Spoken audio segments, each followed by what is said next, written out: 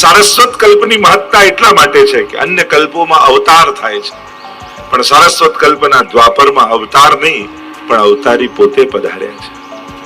અને એમણે આ બ્રજમાં લીલા કરી છે એટલે જ અન્ય પુરાણો કરતા ભાગવતની મહત્તા વિશેષ રૂપે કહી, એને પ્રમાણ ગ્રંથ રૂપે મહાપ્રભુજી સ્વીકૃત કરાવ્યો. વેદાહ શ્રી કૃષ્ણ વાક્યાની વ્યાસ સૂત્રાણી ચૈવહી સમાધિ ભાષા વ્યાસસ્ય પ્રમાણમ તચ્ચતુષ્ટયમ. સમાધિ ભાષા વ્યાસજીની એને પ્રમાણ રૂપે સ્વીકૃત કરાવ્યું મહાપ્રભુજી. કારણ આ કોઈ અવતારની કથા નથી, ये कोई अवतार की कथा नहीं है. एते चांस कला पुंस कृष्णस्तु भगवान स्वयं. इस प्रकार भागवत जी ने स्वयं कहा कि अवतार तो कई होते हैं पर ये तो स्वयं अवतारी खुद आए. पूर्ण पुरुषोत्तम पोते આવ્યા છે. પ્રાકૃતઃ સકલા દેવા ગણિતાનંદ કંભૃત પૂર્ણાનંદો હરિસ્તસ્માત કૃષ્ણ એવ ગતિર્મમા. ભગવાનના અવતાર હોય, ભગવાનની વિભૂતિ હોય, ભગવાનના વ્યૂ હોય અને સ્વયં ભગવાન પૂર્ણ પુરુષોત્તમ પોતે હોય. આ કથા અને ગાથા તો પૂર્ણ પુરુષોત્તમ શ્રી કૃષ્ણની છે. અને કૃષ્ણના લીલાના અભિન્ન અંગ રૂપે ગિરિરાજ બાબા બિરાજે છે. ગિરિરાજ બાબા લીલાના સાક્ષી છે, સહાયક છે અને સહભાગી પણ છે. આ ત્રણેય ગુણ ગિરિરાજ બાબામાં છે.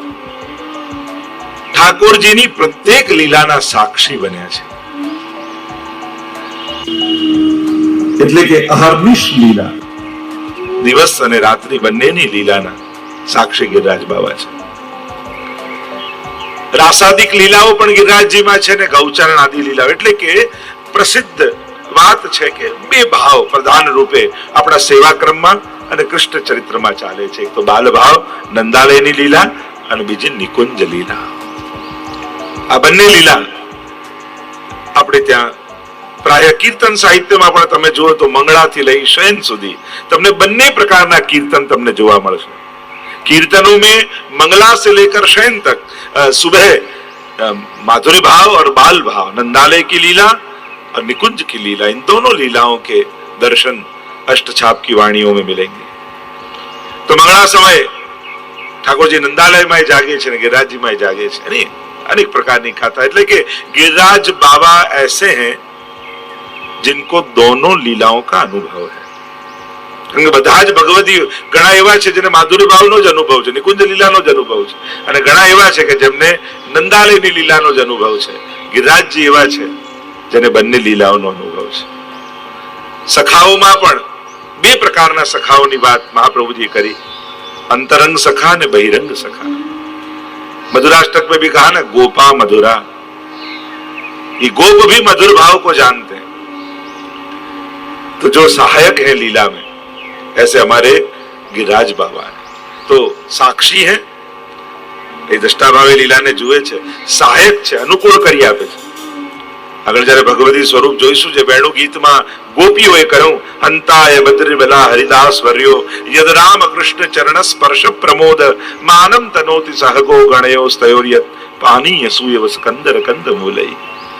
તો સાક્ષી છે, સહાયક છે, પોતાની ભીતર સેવાની બધી સામગ્રીઓ પ્રગટ કરે છે અને સહભાગી પણ છે. लीला एक अंग पण है. जो जो लीलाएं होती है, गिरिराज बाबा स्वयं लाल धोती उपरणा धारण करके उन लीलाओं में स्वयं सहभागी भी होते हैं. એટલે લીલાનો એક ભાગ પણ છે. क्योंकि कृष्ण लीला वृंदावन, यमुना जी और गिरिराज जी के बिना वर्णन नहीं की जा सकता. આ ત્રણ જ લીલાના મુખ્ય સ્થાનો છે. એટલે મહાપ્રભુજી પરમાનંદાસજી ના ઘરે પધાર્યા અને પરમાનંદાસજી ને કહ્યું કે કીર્તન ગાઓ. અને પરમાનંદાસજીએ ગાયું, હરી તેરી લીલા કી સુધી આવે. અને સાંભળીને મૂર્છિત થઈ ગયા મહાપ્રભુજી. 3 દિવસ સુધી મૂર્છિત રહ્યા. એટલે 3 દિવસ કેમ?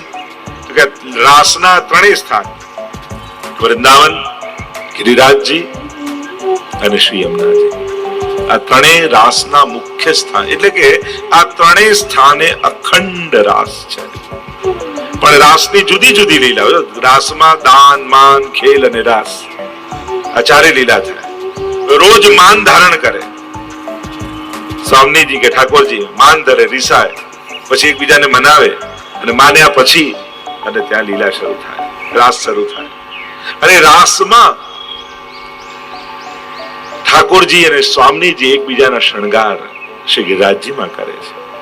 એટલે જુઓ ને, સિંદૂરી શિલા, લિપસની શિલા, એક શિલા છે, અને શૃંગાર તો બધા થયા, પછી એમ થયું કે શૃંગાર તો થઈ ગયા પણ હજી કંઈક અધૂરું લાગે છે. એમ તો હા, કાજલ લગાવવાનું તો રહી ગયું.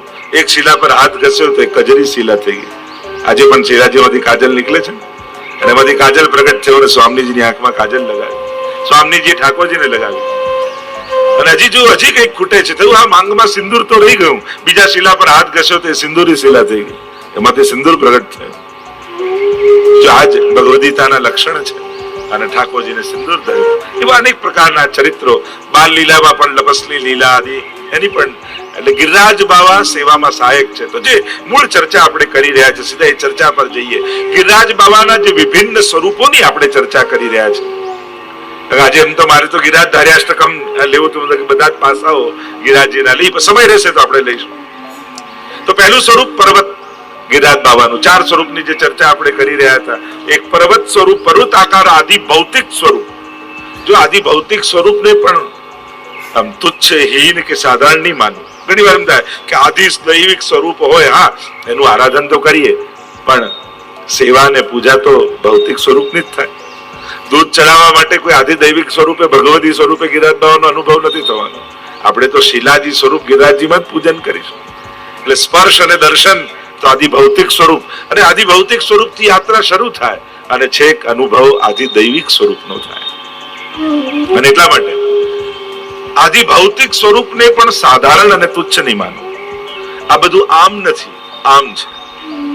ઘણી વાર વસ્તુ આપણે છે કે આનાથી ઉપર આ, આનાથી ઉપર આ, આનાથી ઉપર આ, એમ ચડતા ઉતરતા ક્રમમાં નહીં જો, આમ ક્રમમાં કે હા પહેલા આનો અનુભવ, આપણા અધિકારને ઉપર કરવાનો છે, એમના સ્વરૂપને નહીં કે આ મોટું સ્વરૂપ, આ નાનું સ્વરૂપ, આ વધારે મહત્તા, આ નાની મહત્તા, આ નાનું સ્વરૂપ, પેલું મોટું સ્વરૂપ, અને મોટા સ્વરૂપ મોટી કૃપા કરે, નાના સ્વરૂપ નાની, જે આપણી અંદર ઘૂસી ગયું છે ને પેલું લૌકિક, ત્યાં તો આટલું મોટું સ્વરૂપ, તો આટલું મોટું, તારી શ્રદ્ધા કેટલી મોટી છે, સ્વરૂપ કેટલું મોટું છે મહત્વનું નથી. એમ તો તમે ગોકુલ જાઓ, મથુરાધીશના પ્રાગટ્યની સ્થળી 7 તાળ જેટલા મથુરાધીશ પ્રગટ થયા, અને પદ્મનાભદાસજીને કહ્યું મારી સેવા કરો. મહાપ્રભુજી બિરાજે છે, મારી સેવા. મહાપ્રભુજી કે મારી ગોદમાં બિરાજો એવા થાવ તો તમારી સેવા કરી, બાકી આ સ્વરૂપની સેવા કલયુગમાં તો સંભવ નથી. અને કહેવાય છે કે મથુરાધીશ મહાપ્રભુજીની ગોદથી થોડી જેટલો ભાગ છે એટલા થઈ ગયા, ગોદમાં આવીને બિરાજે. અને એટલા માટે આપણે ત્યાં વિરાટ સ્વરૂપની મહત્તા નથી, માધુર્ય યુક્ત સ્વરૂપની મહત્તા છે. એ ભલે ને અંગુષ્ઠ માત્ર જેવા બાલકૃષ્ણલાલ કેમ ન હોય, પણ એ મહાપ્રભુજીના સેવ્ય એવા પ્રગટ લાલન બિરાજે છે. પ્રગટતાનો ભાવ જે આપણો છે ને, એ જ એમના અનુભવનું કારણ છે. ઠાકોરજીની સાઈઝ કેટલી મોટી છે ને માપવાની કોશિશ ન કરતા, કારણ ઠાકોરજી ક્યારે પણ માપી કે જોખીને તમારી સેવાને સ્વીકારતા નથી. એમ થાય કે આની કટોરીમાં તો 100 ગ્રામ જ દૂધ છે, પેલામાં અડધો લીટર છે, એટલે આના પર વધારે કૃપા કરવાની. માપનું દૂધનું માપ લઈને બેઠા ઠાકોરજી ના, દોરી કો પરમ રસાલા 7 ઘૂંટ ભર પીજે લાલા. આપણે ત્યાં તો એક કટોરી ધરો અને હસ હસ દૂધ પીવત હે નાથ, લાડલી અચવાય પહેલે ને પાછે આપ ગાત. ઠાકોરજી તો એ જ કટોરીનું દૂધ પાન કરીને પણ દાન કરે છે. ઠાકોરજીની વિશેષતા શું છે? આપણે પ્રસાદ ગ્રહણ કરીએ, ઠાકોરજી અધરામૃતનું દાન કરે છે. અને એટલા માટે આપણે ત્યાં ખતમ થઈ જાય એવી આશા નહીં રાખવી. ઠાકોરજી આરોગે ને તો હંમેશા વધે. 5 જણાનું સિદ્ધ કર્યું હોય અને 25 જણા પ્રસાદ લઈ જાય, માનું આજે ઠાકોરજી બહુ આનંદથી આરોગ્ય છે. નહીં તો લોકો મર્યાદા માર્ગની આમ રાહ જોતા, આ ખતમ કેમ નથી થતું? તારે ખતમ કરવું છે. જો ઠાકોરજી 15 દિવસે બધું આરોગી જાય ને તો 16મા દિવસે ધરવાનું જ ઓછું કરી નાખે, કે આ તો બધું ખાઈ જાય. આપણે નેક ભોગ ઘટાડી નાખીએ કે હવે પોસાતું નથી, આટલું ધરીએ બધું આરોગી જાય અને કાંઈ પ્રસાદ બચે નહીં તો અમારે પાછું નવેસરથી બનાવવાનું. આપણને ખબર જ હોય છે કે પાછું આવવાનો છે પ્રસાદ, એટલે જેટલા લોકો લેવાના હોય એ માપથી જ બનાવતા હોઈએ. પ્રભુ આરોગી જશે એવું એક જણનું વધારે માપ કરીને બનાવો છો? પૂછ્યું કેટલા પ્રસાદ લેવાના છે? 15 જણા. 15 જણાનું જ ભરજો. તો ઠાકોરજીનો ભાગ ક્યાં ગયો? તો આપણે એ તો વિચારતા જ નથી. પણ આપણા પ્રભુ જીવ લઈ લે છે, ઠાકોરજી દાન કરે છે. એટલે આપણને એમ થાય કે આપણે સામગ્રી ધરી કે કોઈ બી વસ્તુ ધરી, ખરેખર તો ઠાકોરજી એ એમાં તમારો ભાવ અંગીકાર કરી એને અધરામત બનાવીને તમને આપે છે. 7 ઘૂંટ પણ દૂધ પીએ ને તો કહ્યું ને 7 પ્રકારની પ્રેમની અવસ્થાનું દાન ઠાકોરજી કરે. પ્રેમ, આવેશ, પ્રવેશ, ત્રપા, મૂર્છા, સ્નેહ, આસક્તિ આદિ 7 વસ્તુઓનું દાન એક એક ઘૂંટ લેતા જાય અને ભક્તિનું દાન કરતા જાય. આપણી કોઈ પણ વસ્તુ, સામગ્રી, શૃંગાર ઠાકોરજી જયારે ધરે ને ત્યારે ધરીને તદ ભાવનું દાન કરે. આપણે ત્યાં તો કૃપા પ્રાપ્તિનો પ્રકાર જ આ છે. આ તો સ્વામીજીના ભાવનું, આ તો યમુનાજીના ભાવનું, આ તો ચંદ્રાવલીજીના ભાવનું. એટલે કે યમુનાજી ના ભાવથી ઝારીજી, એટલે તમે જયારે ઝારીજી ભરી અને પધરાવો બાજુમાં, એટલે યમુનાજી એટલા પ્રસન્ન થઈ જાય કે તે મારો અંગીકાર સેવામાં કરાવ્યો, જ્યાં હું તને આશીર્વાદ આપું છું, આવું સૌભાગ્ય તને પણ પ્રાપ્ત થાય. આપણે ત્યાં લીલા પરિકરની કૃપા પ્રાપ્ત કરવાનો પ્રકાર જ એ છે કે એમને સેવામાં અંગીકાર કરાવો તો એમના આશીર્વાદની પ્રાપ્તિ તમને થાય. એટલે જ એ સામગ્રીના ભાવ બતાવવામાં આવ્યા. અને ભાવ એટલે કેવલ એ જ સખીજનો આરોગાવે એમ નહીં, એ સામગ્રી ભાવની આરોગાવી એટલે એ વ્રજભક્તના આશીર્વાદ તમને મળ્યા, એ વ્રજભક્તની કૃપાના અધિકારી તમે થયા. એવો ભાવ આપણે ત્યાં તો શ્રી ગિરિરાજ બાબાની જે ચર્ચા કરી રહ્યા છે, તો ભૌતિક સ્વરૂપની જે વાત કરું છું આપણે ત્યાં, એટલે જ શાલિગ્રામજી અને ગિરિરાજજીને પુષ્ટાવાનો ક્રમ નથી. કોઈ ગિરિરાજજી પધરાઈને લાવે એમના ઘરે, તો જેમ લાલનને પુષ્ટાવવા પડે છે એમ ગિરિરાજ બાબાને પુષ્ટાવાના ન હોય. એ તો સ્વયં ભગવદ રૂપ છે જ, એમના કણ કણમાં ઠાકોરજી બિરાજમાન છે જ. એટલે એમને પંચામૃત કરીને એમાં પ્રભુનો આવિર્ભાવ કરાવવાની આવશ્યકતા હોતી નથી. પુષ્ટિમાર્ગીય ક્રમ એવો છે કે ક્યારે પણ ગિરિરાજ બાવાની પ્રાણ પ્રતિષ્ઠા કે આવિર્ભાવ મહોત્સવ ના હોય, એમને તો સીધે પાટે જ પધરાવાના હોય. કારણ કે તો પોતે જ ભગવદ રૂપ છે જ, અને એટલા માટે એમાં આવિર્ભાવની આવશ્યકતા નથી. જ્યાં ભગવદ આવેશ ન હોય ત્યાં આવિર્ભાવ હોય. અહીંયા તો કણકણમાં કૃષ્ણનો ભગવદ આવેશ છે.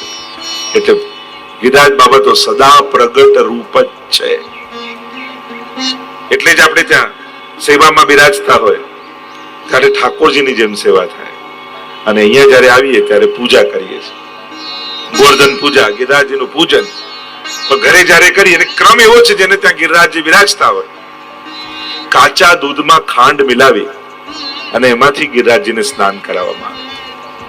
એટલે ત્યાં પછી ભલે શીતકાલ પણ હોય પણ ત્યાં ગરમ કરવાની જરૂર નથી હોતી.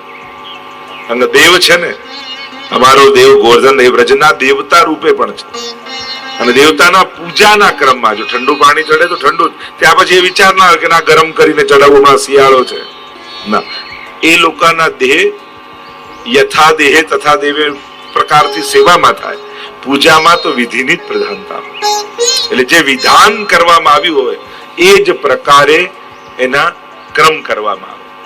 અને એટલા માટે જ જ્યાં જેનું જે વિધાન હોય એનું અતિક્રમણ ક્યારે કરવું નહીં. તમે કોઈ પણ તીર્થમાં જાઓ અને ત્યાંના જે દેવતા, ગિરિરાજજીનો જે ક્રમ હોય એ પ્રમાણે ત્યાં પછી પોતાના ભાવાવેશ કરીને હું આમ કરું, આમ કરું, આમ કરું. યા યમુનાજીનો જે ક્રમ છે એ જ ક્રમ. અને આપણે ન જાણતા હોય તો આચાર્યો પાસે આજ્ઞા લઈ આવી. પણ કોઈ પણ વસ્તુનો અતિક્રમણ કરવાથી, એટલે કે એને ઓળંગવાથી મર્યાદાને એમને શ્રમ પડે છે. એટલે ગિરિરાજ બાબા માટે હંમેશા સાવધાન રહેજો કે ક્યાંય આપણે ગિરિરાજજી હોય, યમુનાજી હોય, બ્રજમંડળ હોય, ભગવત શ્રી ગિરિરાજજીના ગુણ તો અપાર છે, અનંત છે. એક એક નામાવલી જો લેવા જઈએ તો એક એક નામો પર શ્રી ગિરિરાજજીના કેટલા પ્રસંગો નીકળે.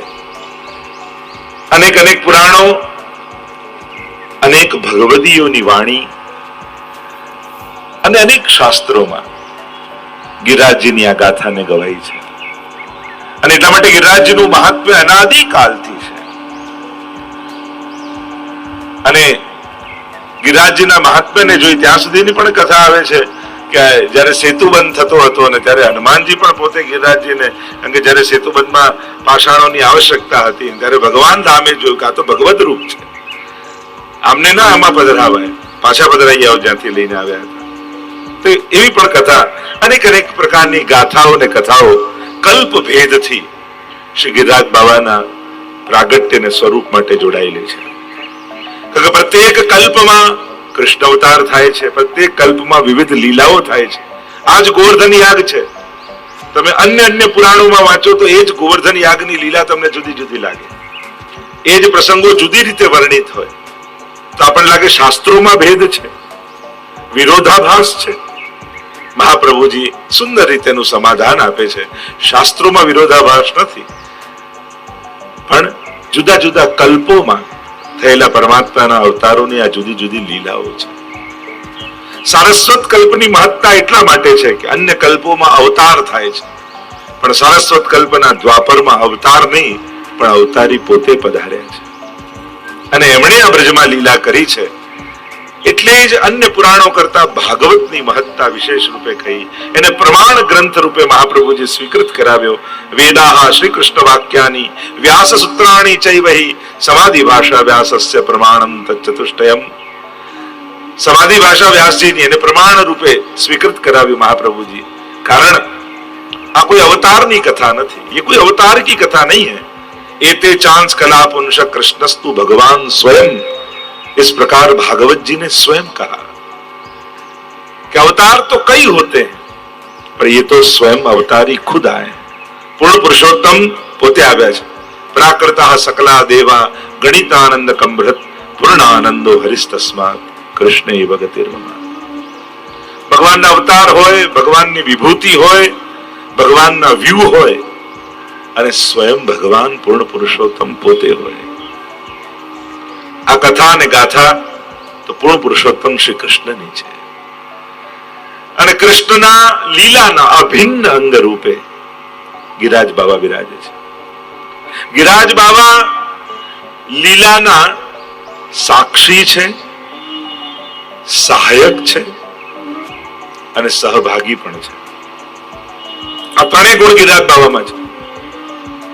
ઠાકોરજીની પ્રત્યેક લીલાના સાક્ષી બન્યા છે. એટલે કે અહર્નિશ લીલા, દિવસ અને રાત્રિ બંનેની લીલાના સાક્ષી ગિરિરાજ બાબા છે.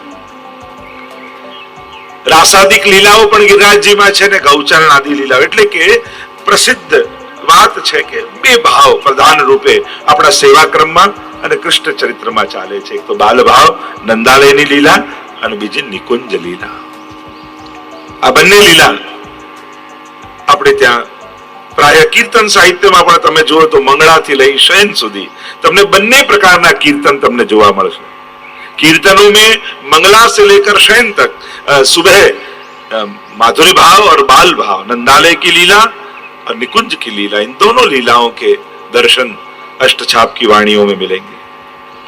तो मंगला समय ठाकुर जी नंदालय में जागे छे, गिरिराज जी में जागे छे, नहीं अनेक प्रकार की कथा. એટલે કે गिरिराज बाबा ऐसे हैं जिनको दोनों लीलाओं का अनुभव है. બધા જ ભગવદી ઘણા એવા છે જેને માધુરી ભાવનો જ અનુભવ છે, નિકુંજ લીલાનો જ અનુભવ છે, અને ઘણા એવા છે કે જેમને નંદાલયની લીલાનો જ અનુભવ છે. ગિરિરાજજી એવા છે જેને બંને લીલાઓનો અનુભવ છે. સખાઓમાં પણ બે પ્રકારના સખાઓની વાત મહાપ્રભુજી કરી, अंतरंग सखा ने बहिरंग सखा. मधुराष्टक में भी कहा ना गोपा मधुरा, ये गोप भी मधुर भाव को जानते हैं. तो जो सहायक है लीला में ऐसे हमारे गिरिराज बाबा है तो साक्षी है, એ દ્રષ્ટા ભાવે લીલાને જુએ છે, સહાયક છે, અનુકૂળ કરી આપે છે. આગળ જયારે ભગવતી સ્વરૂપ જોઈશું જે વેણુ ગીતમાં ગોપીઓએ કહ્યું, હંતાય બદ્રીબલા હરિદાસ વર્યો યદ રામ કૃષ્ણ ચરણ સ્પર્શ પ્રમોદ માનમ તનોતિ સહગો ગણયો સ્તયોર્યત પાનીય સૂયવ સ્કંદર કંદ મૂલઈ. તો સાક્ષી છે, સહાયક છે, પોતાની ભીતર સેવાની બધી સામગ્રીઓ પ્રગટ કરે છે અને સહભાગી પણ છે, લીલાના એક અંગ પણ છે. जो जो लीलाएं होती है गिरिराज बाबा स्वयं लाल धोती उपरणा धारण करके उन लीलाओं में स्वयं सहभागी भी होते हैं। એટલે લીલાનો એક ભાગ પણ છે, क्योंकि कृष्ण लीला वृंदावन, यमुना जी और गिरिराज जी के बिना वर्णन नहीं की जा सकती। આ ત્રણ જ લીલાના મુખ્ય સ્થાનો છે। એટલે મહાપ્રભુજી પરમાનંદાસજીના ઘરે પધાર્યા અને પરમાનંદાસજીને કહ્યું કે છું કીર્તન ગાઓ, અને પરમાનંદાસજીએ ગાયું હરી તેરી લીલા કી સુધી આવે, અને સાંભળીને મૂર્છિત થઈ ગયા મહાપ્રભુજી। 3 દિવસ સુધી મૂર્છિત રહ્યા। એટલે 3 દિવસ કેમ? કે રાસના ત્રણેય સ્થાન વૃંદાવન, ગિરિરાજજી અને શ્રી યમુનાજી, આ ત્રણેય રાસના મુખ્ય સ્થાન, એટલે કે આ ત્રણેય સ્થાને અખંડ રાસ છે। પણ રાસની જુદી જુદી લીલા, રાસમાં દાન, માન, ખેલ અને રાસ, આ ચારે લીલા થાય। રોજ માન ધારણ કરે સ્વામીજી કે ઠાકોરજી, માન ધરે, રીસાય, પછી એકબીજાને મનાવે, અને માન્યા પછી અને ત્યાં લીલા શરૂ થાય, રાસ શરૂ થાય। અને રાસમાં ઠાકોરજી અને સ્વામીજી એકબીજાના શણગાર શ્રી ગિરિરાજજીમાં કરે છે। એટલે જો ને સિંદૂરી શિલા, લિપસની શિલા, જે એક શિલા છે, અને શૃંગાર તો બધા થયા, પછી એમ થયું કે શૃંગાર તો થઈ ગયા પણ હજી કંઈક અધૂરું લાગે છે, એમ તો હા કાજલ લગાવવાનું તો રહી ગયું। એક શિલા પર હાથ ઘસ્યો તો એક કજરી શિલા થઈ ગઈ। આજે પણ શિલાજીમાંથી કાજલ નીકળે છે, અને એમાંથી કાજલ પ્રગટ થયો અને સ્વામીજીની આંખમાં કાજલ લગાવી, સ્વામીજીએ ઠાકોરજીને લગાવી, અને હજી કંઈક ખૂટે છે, થયું આ માંગમાં સિંદૂર તો રહી ગયું, બીજા શિલા પર હાથ ઘસ્યો તો સિંદૂરી શિલા થઈ ગઈ, એમાંથી સિંદૂર પ્રગટ થયું। જો આજ ભગવદગીતાના લક્ષણ છે, અને ઠાકોરજીને સિંદૂર ધર્યું। એવા અનેક પ્રકારના ચરિત્રો, બાલ લીલામાં પણ લપસની લીલા આદિ એની પણ, એટલે ગિરિરાજ બાવા સેવામાં સહાયક છે। તો જે મૂળ ચર્ચા આપણે કરી રહ્યા છે, સીધા એ ચર્ચા પર જઈએ। ગિરિરાજ બાવાના જે વિભિન્ન સ્વરૂપોની આપણે ચર્ચા કરી રહ્યા છે। આજે એમ તો મારે તો ગિરિરાજ ધાર્યાષ્ટકમ લેવું તો બધા જ પાસાઓ ગિરિરાજજીના લઈ, સમય રહેશે તો આપણે લઈશું। તો પહેલું સ્વરૂપ પર્વત ગિરિરાજ બાવાનું, 4 સ્વરૂપની જે ચર્ચા આપણે કરી રહ્યા હતા। એક પર્વત સ્વરૂપ, પર્વત આકાર આદિ ભૌતિક સ્વરૂપ। જો આદિ ભૌતિક સ્વરૂપને પણ આમ તુચ્છ, હીન કે સાધારણ નહીં માનવું। ઘણી વાર એમ થાય કે આદિ દૈવિક સ્વરૂપ હોય, હા એનું આરાધન તો કરીએ, પણ સેવા ને પૂજા તો ભૌતિક સ્વરૂપની જ થાય। દૂધ ચડાવવા માટે કોઈ આદિ દૈવિક સ્વરૂપે, ભગવદી સ્વરૂપે ગિરિરાજ બાવાનો અનુભવ નથી થવાનો। આપણે તો શિલાજી સ્વરૂપ ગિરિરાજજીમાં જ પૂજન કરીશું। એટલે સ્પર્શ અને દર્શન તો આદિ ભૌતિક સ્વરૂપ, અને આદિ ભૌતિક સ્વરૂપથી યાત્રા શરૂ થાય, અને છેક અનુભવ આદિ દૈવિક સ્વરૂપનો થાય। અને એટલા માટે આદિ ભૌતિક સ્વરૂપને પણ સાધારણ અને તુચ્છ નહીં માનવું। આ બધું આમ નથી, આમ છે। ઘણી વાર વસ્તુ આપણે છે કે આનાથી ઉપર આ, આનાથી ઉપર આ, આનાથી ઉપર આ, એમ ચડતા ઉતરતા ક્રમમાં નહીં જો, આમ ક્રમમાં કે હા પહેલા આનો અનુભવ, આપણા અધિકારને ઉપર કરવાનો છે, એમના સ્વરૂપને નહીં કે આ મોટું સ્વરૂપ, આ નાનું સ્વરૂપ, આ વધારે મહત્તા, નાની મહત્તા, આ નાનું સ્વરૂપ, પેલું મોટું સ્વરૂપ, અને મોટા સ્વરૂપ મોટી કૃપા કરે, નાના સ્વરૂપ નાની, જે આપણી અંદર ઘૂસી ગયું છે ને પેલું લૌકિક, ત્યાં તો આટલું મોટું સ્વરૂપ, તો આટલું મોટું, તારી શ્રદ્ધા કેટલી મોટી છે, સ્વરૂપ કેટલું મોટું છે મહત્વનું નથી। એમ તો તમે ગોકુલ જાઓ, મથુરાધીશના પ્રાગટ્યની સ્થળી 7 તાળ જેટલા મથુરાધીશ પ્રગટ થયા, અને પદ્મનાભદાસજીને કહ્યું મારી સેવા કરો। મહાપ્રભુજી બિરાજે છે, મારી સેવા કરો। મહાપ્રભુજી કે મારી ગોદમાં બિરાજો એવા થાવ તો તમારી સેવા કરી, બાકી આ સ્વરૂપની સેવા કલયુગમાં તો સંભવ નથી। અને કહેવાય છે કે મથુરાધીશ મહાપ્રભુજીની ગોદથી થોડી જેટલો ભાગ છે એટલા થઈ ગયા, ગોદમાં આવીને બિરાજે। અને એટલા માટે આપણે ત્યાં વિરાટ સ્વરૂપની મહત્તા નથી, માધુર્ય યુક્ત સ્વરૂપની મહત્તા છે। એ ભલે અંગુષ્ઠ માત્ર જેવા બાલકૃષ્ણલાલ કેમ ન હોય, પણ એ મહાપ્રભુજીના સેવ્ય એવા પ્રગટ લાલન બિરાજે છે। પ્રગટતાનો ભાવ જે આપણો છે ને, એ જ એમના અનુભવનું કારણ છે। ઠાકોરજીની સાઈઝ કેટલી મોટી છે ને માપવાની કોશિશ ન કરતા, કારણ ઠાકોરજી ક્યારે પણ માપી કે જોખીને તમારી સેવાને સ્વીકારતા નથી। એમ થાય કે આની કટોરીમાં તો 100 ગ્રામ જ દૂધ છે, પેલામાં અડધો લીટર છે, એટલે આના પર વધારે કૃપા કરવાની। માપનનું દૂધનું માપ લઈને બેઠા ઠાકોરજી ના, દોરી કો પય પરમ રસાલા, 7 ઘૂંટ ભર પીજે લાલા, આપણે ત્યાં તો એક કટોરી ધરો અને હસ હસ દૂધ પીવત હે નાથ, લાડલી અચવાય પહેલે ને પાછે આ પગાર. ઠાકોરજી તો એ જ કટોરીનું દૂધ પાન કરીને પણ દાન કરે છે. ઠાકોરજીની વિશેષતા શું છે? આપણે પ્રસાદ ગ્રહણ કરીએ, ઠાકોરજી અધરામૃતનું દાન કરે છે.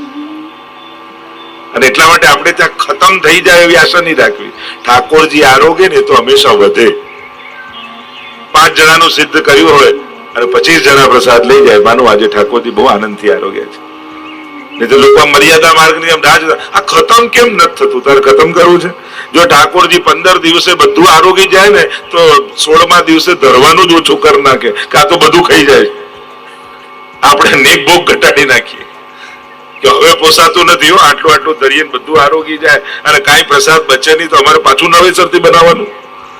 આપણને ખબર જ હોય છે કે પાછું આવવાનો છે પ્રસાદ, એટલે જેટલા લોકો લેવાના હોય એ માપથી જ બનાવતા હોઈએ. પ્રભુ આરોગી જશે એવું 1 જણનું વધારે માપ કરીને બનાવો છો. પૂછ્યું કેટલા પ્રસાદ લેવાના છે? 15 જણા. 15 જણાનું જ ભરજો. તો ઠાકોરજીનો ભાગ ક્યાં ગયો? આપણે એ તો વિચારતા જ નથી. પણ આપણા પ્રભુ જીવ લઈ લે છે, ઠાકોરજી દાન કરે છે. એટલે આપણને એમ થાય કે આપણે સામગ્રી ધરી કે કોઈ બી વસ્તુ ધરી, ખરેખર તો ઠાકોરજી એમાં તમારો ભાવ અંગીકાર કરી એને અધરામત બનાવીને તમને આપે છે. 7 ઘૂંટ પણ દૂધ પીએ ને તો કહ્યું ને 7 પ્રકારની પ્રેમની અવસ્થાનું દાન ઠાકોરજી કરે. પ્રેમ, આવેશ, પ્રવેશ, ત્રપા, મૂર્છા, સ્નેહ, આસક્તિ આદિ 7 વસ્તુઓનું દાન એક ઘૂંટ લેતા જાય અને ભક્તિનું દાન કરતા જાય. આપણી કોઈ પણ વસ્તુ, સામગ્રી, શૃંગાર ઠાકોરજી જયારે ધરે ને ત્યારે ધરીને તદ ભાવનું દાન કરે. આપણી ત્યાં તો કૃપા પ્રાપ્તિનો પ્રકાર જ આ છે. આ તો સ્વામીજીના ભાવનું, આ તો યમુનાજીના ભાવ, તો ચંદ્રાવલીજીના ભાવનું. એટલે કે યમુનાજી ના ભાવથી ઝારીજી, એટલે તમે જયારે ઝારીજી ભરી અને પધરાવો બાજુમાં, એટલે યમુનાજી એટલા પ્રસન્ન થઈ જાય કે તે મારો અંગીકાર સેવામાં કરાવ્યો, જ્યાં હું તને આશીર્વાદ આપું છું, આવું સૌભાગ્ય તને પણ પ્રાપ્ત થાય. આપણે ત્યાં લીલા પરિકરની કૃપા પ્રાપ્ત કરવાનો પ્રકાર જ એ છે કે એમની સેવામાં અંગીકાર કરાવો તો એમના આશીર્વાદની પ્રાપ્તિ તમને થાય. એટલે જ એ સામગ્રીના ભાવ બતાવવામાં આવ્યા.